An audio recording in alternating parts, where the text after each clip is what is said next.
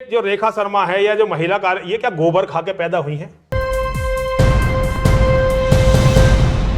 पिछले कुछ दिनों से जिस तरह से नरसिंहानंद सरस्वती के वीडियो वायरल हो रहे हैं और महिलाओं के खिलाफ जिस तरह से 2 वीडियो उसने जारी कर अभद्र पे टिप्पणी की, जिसको लेकर वुमेन कमीशन के जो चेयरपर्सन हैं रेखा शर्मा, उनके ज़रिए 3 एफआईआर दर्ज कराई गई हैं उत्तर प्रदेश में गाज़ियाबाद में।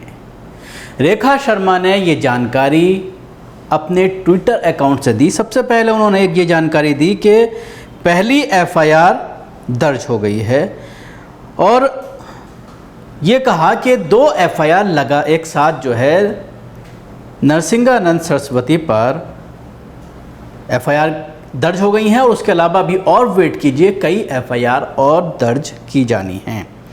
जो एफआईआर दर्ज की गई है उसमें एफआईआर 31 तारीख को दर्ज की गई है, यानी कल, और एफआईआर संख्या है 815 गाज़ियाबाद के मसूरी थाने में दर्ज की गई है। धाराएं लगाई गई हैं 505A, 509, 504 और 67। इसके अलावा एक और एफआईआर दर्ज की है, यानी 2 एक साथ एफआईआर दर्ज की हैं।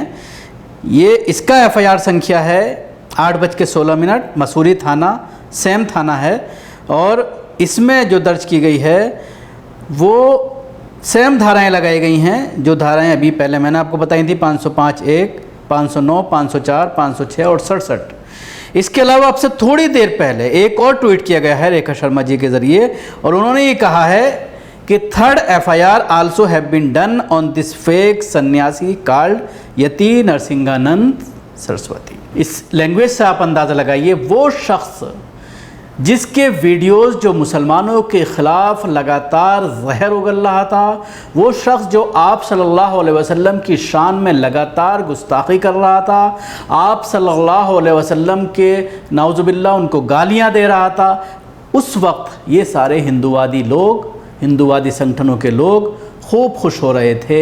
लेकिन जब मामला बीजेपी की महिलाओं पर आया और लगातार इसने जिस तरह से उस बात को कहा और कहीं ना कहीं राजनीति में महिलाओं का किस तरह से इस्तेमाल होता है, इसको लेकर जिस तरह से अभद्र टिप्पणी इसके ज़रिए की गई, तो उसके बाद रेखा शर्मा उस वक्त तक नहीं जागी। लेकिन एक और वीडियो रेखा शर्मा को लेकर जब इसने जारी किया तो उसके बाद वो एक्टिव हुई।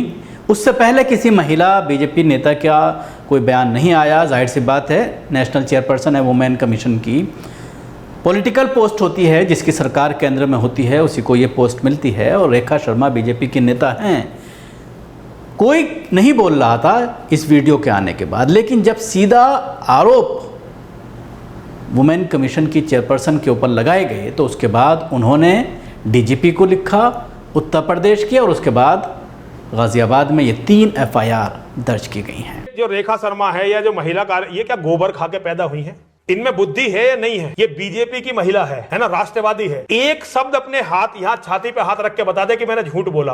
तो आपने देखा किस तरह से सीधा रेखा शर्मा के ऊपर जिस तरह से ये उल जलूल बोल रहा है और जब ये मामला सामने आया तो लोगों को लगा इसके खिलाफ न सिर्फ चेयरपर्सन बल्कि कपिल शर्मा, उसके अलावा और बहुत सारे हिंदूवादी नेता सामने आ गए जब बीजेपी के महिलाओं को इस तरह की बातें कही गई और ट्विटर पर एक अभियान चलाया गया इन हिंदूवादी संगठनों के ज़रिए कि इसको गिरफ्तार किया जाए, इसको सलाखों के पीछे पहुंचाया जाए।